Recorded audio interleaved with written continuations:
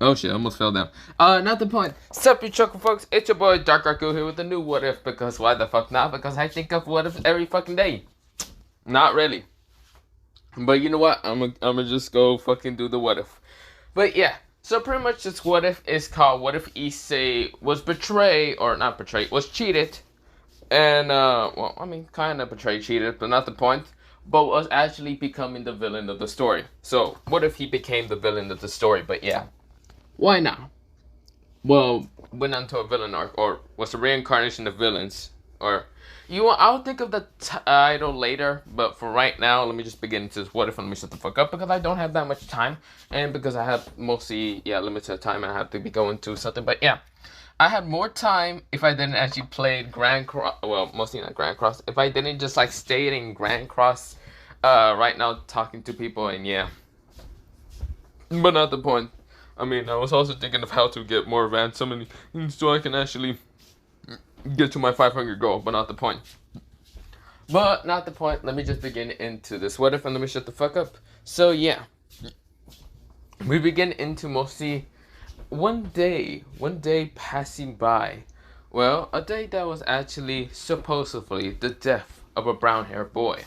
The brown-haired boy died to an infernal curse that he couldn't, well, be able to overcome.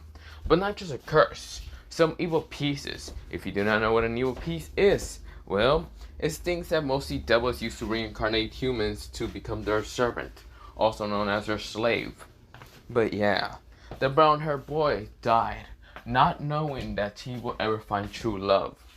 But to that day, he found out one thing: trust is not. Well, let me say it again. That trust is just an illusion. It's not real. Well, it's only those for cowards that he just realized. He should never trust anyone. And from that day on, after his death, he found out that trust was the issue. That he trusted too many people. That he let people into his heart. And they shatter it into millions of pieces. Well, after his death, his best friend slash sacred gear went and moved on. But the soul of the brown-haired boy never went to Hades' realm. It disappeared. But it came back much, and I mean much more darker than normal. His soul used to be purely white and always goodness, somewhat perverted, a little bit unlusted, but now it was now pure black than ever. He was different, much more different, but he came to this world after mostly a couple of months later after his death. But you want to know the reason why he died in the first place? Well, you do, because we were going to a flashback of what happened before his death, before he decided to change, before he became much more darker, became the true incarnation of darkness, a true villain, a monster, a killer, a destroyer. But not the point. We go into mostly the brown-haired boy one day having a good life. After defeating Triseca, mostly a beast of the apocalypse, he went back to school to start mostly his senior year. And of course his girlfriend slash somewhat wife, or whatever, a part of his harem, mostly a red-haired beauty with bluish eyes, well, betray him by cheating on him, by actually kind of dating another guy than him. Mostly she went to college and started dating other guys, mostly one other guy.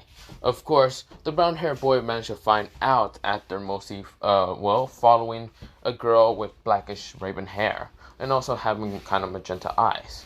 This girl was none other than, Akano Hinchima, and the other girl was named Rias Gremory. But of course, he found out that Akano Hinchima was also cheating on him. Now, also, he found out from both of those that were cheating, but not just them. Not just them alone was cheating on him. There was also the other girls. Every other girl that was a part of his harem started cheating on him. Ozzy Argento, a girl with blondish hair and bluish eyes. She used to be quite innocent, but, the brown-haired boy realized that she wasn't innocent. She was a freaking whore. He hated her. He hated the other girls. Like his best friend, his childhood friend, the best friend that he always could have, Irina Shibuya, and mostly Zenobia Corder. Even though Zenobia wasn't actually a friend, he was surprised that Irina cheated on him. Even though she's supposed to be an angel and not have any like evil intent, she still cheated on him. This is where, well, of course he found out from that day that he would never trust even his friends. But from that day, he also found out that his parents knew about the cheating, and yet they didn't never tell Issei. So from that day on, he hated everyone, every single one person, his parents, his so-called friends. Kiba didn't tell him anything. And of course, mostly Dietrich tried to hide it away from him. Tried to help him out by saying that he wanted to hide the secrets away from him. So mostly Issei can live normally. Of course, Issei hated that. He was dying because of his best friend. He was dying because, well, his friends didn't tell him. He was dying because the girls cheated on him. He was dying because his parents never told him anything. And of course, he was also dying from the fact that fashions didn't help him. He realized that trust is such an illusion. Why should he trust anyone when he should only trust himself? Which he should only trust in his powers alone. Which he should only be the true victor of this world. Of course, this is where, well, when the curse called Dragon Fall and the evil pieces managed to kill his body, the body that was created out of great red scales and Orpheus power, it was destroying him. It destroyed him after a while. This is where, well, he was gone. Of course, his best friend had to go into another house, while Issei should have been dead a long time. Yes, Issei's body disappeared after a while, deceased, thanks to the power, the overwhelming the dragon and the demonic energy. It destroyed his body completely. But should it have? Maybe. But they didn't. Well, the evil pieces and the other stuff were destroying his body. He should have died. He should have left this world. He should have went to Hades' realm, or was reincarnated. But no, he didn't go to any of those places. He went into somewhere else, and he was reincarnated into another body. This time the person was named Sosuke Aizen. And of course, mostly like original canon, for Sosuke Aizen, the storyline always went the same. Mostly for Sosuke Aizen to get the power, the Hogakyu, and other things. But not just that, Issei Hyodo's soul was in Sosuke Aizen's body, yes, because he was Sosuke Aizen. But he was not the only other person that he kind of got reincarnated. His soul was shattered into millions of pieces. So of course, the soul parts, small soul parts actually went into different people's bodies. Mostly different people that you would think that just villains and they have their own souls. But no, it was literally just a broken hero going into these people's souls. These people were just normal people but became villains after having a fragment of Issei's soul. Of course, Sosuke Aizen wasn't the only person that actually had mostly the same desires as Issei. There was other people, someone named Madara Uchiha. He didn't really want to, well, he hated everyone from the fact that mostly they all betrayed him. His best friend named Hashirama betrayed him in his trust. He hated his own clan because they betrayed him. That betrayment made him become a villain entirely. Then there was other people, like Majin Park. Majin Park hated the fact that his girlfriend died. And of course, just because of this stupid fucking so-called god. He hated anything that was called of a god or any of that. There was other villains, so-called villains, that were turning into villains after a betrayment, achievement, or something just happened to their lives. They're all part of Issei's soul. But with all that happening, all those soul fragments started uniting together into becoming one again. Having the same power, or copying the same power as one of the villains of all the previous kind of timelines it went into. And started reforming the true body of Issei Hyodo. Well, Issei X Hyodo. He doesn't need the Hyodo name. He goes by many last names. But no, he no longer goes by Issei Hyodo. But he keeps the first name because why not? This is where, well, he can be called Issei Uchiha, Issei Aizen, Issei Park, Issei whatever. This is where, well, with that happening, he was able to reform his body.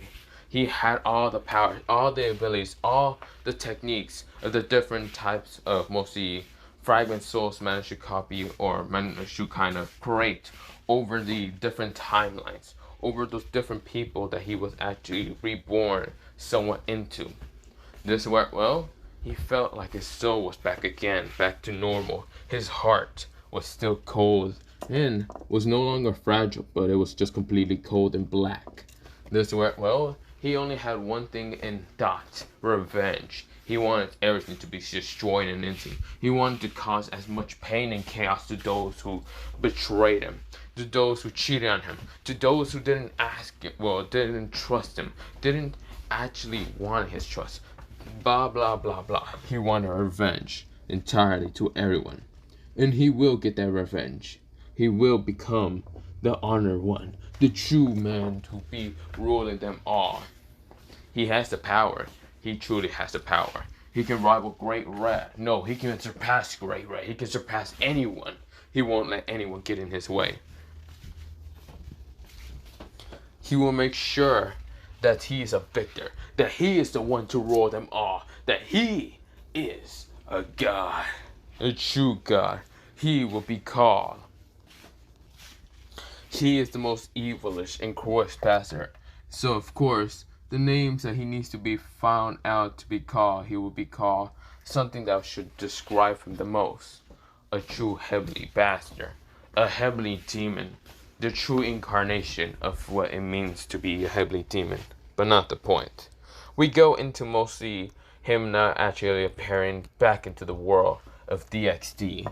This is where, well, he appears in a forest, far away from society, but he didn't care one bit, because he will change everything. He had all his past memories, all the different timelines, all the different things. He is back, and this time he shall show the world that he should not be trusted, that no one in this world shall be trusted, because he is no longer a hero. He used to be the hero, the pillar faction hero, the one to actually save everyone. But now he's no longer that. He instead is the heavenly demon, a villain, the true incarnation of destruction. He will show carnage to everyone who dare betrayed him, who cheated on him, who dare didn't help him anyway, who those that he believed that he trusted with his own life to protect. He shall now break those promises that he did make before and shatter them into a million pieces. Promises that said that he would never hurt people. But that's a fucking lie, because this mostly thoughts came from the deepest part of his heart that makes everything that he said as a hero just shatter, just became false information, that he will kill everything. This is where, he then thinks about it and says, well, it's time to start my plan.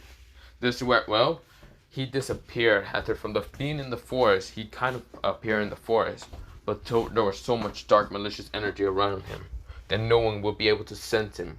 Even if people were good sensors, they would not sense him. They would feel the spike of shimmer go down their spine, but other than that, there would be nothing else.